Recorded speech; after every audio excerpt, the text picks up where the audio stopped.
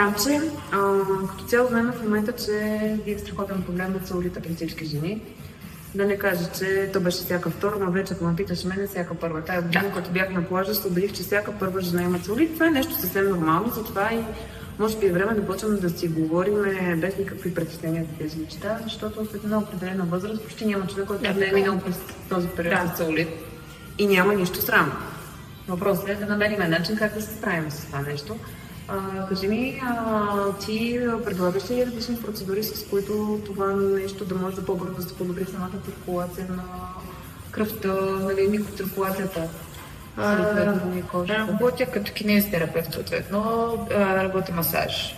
Работя една много специфична техника, наречена ергон, с едни метални уреди, които доста добре работят на както влияят върху самата мазнина, така и върху фасцията.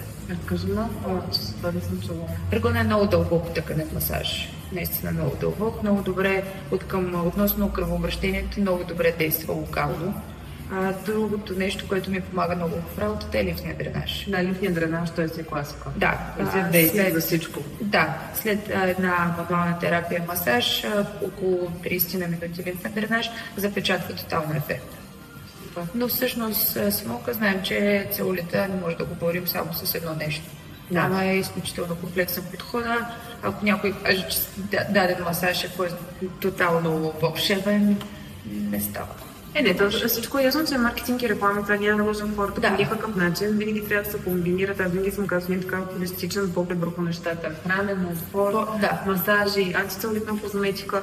Нали, аз даже наскоро имах момент, в който една мацка в залата дошла при мен, взела терапевт Бърнгел и яде поничка, но то направо беше иронично за ситуацията. Нали? И ми вика, аз с термофет Бърнгел ще си махна ръцете. Виж сега, аз няма да те лъжа.